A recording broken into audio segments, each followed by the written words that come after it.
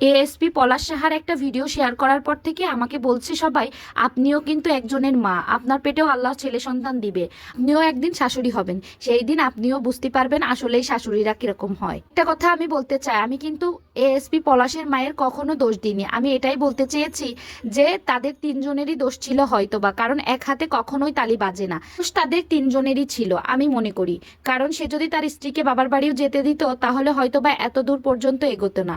স্ত্রী আর মায়ের প্রতি তার এতটাই ভালোবাসা ছিল যে সে তার স্ত্রীকেও কিছু বলতে পারেনি, তার মাকে কিছু বলতে পারেনি। তার মনের অভিযোগ কি তার স্ত্রী আর তার মা কখনো শুনতে পেরেছে? আমার তো মনে হয় না। জায়গা থাকতে গেলে হয়তো বা অনেক কিছু হয়। আপনাদের উভয়কেই ভালো হতে হবে। শাশুড়ির যেমন দোষ আছে, বৌমারও দোষ আছে।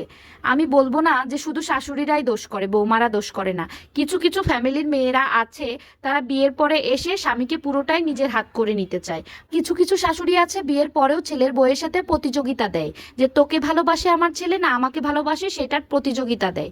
এটা করতে গেলেই পরিণতি পলাশ সাহার মতোই হতে হয়। একটা কথা সবসময় মাথায় রাখতে হবে, সংসার কোনো প্রতিযোগিতার জায়গা না।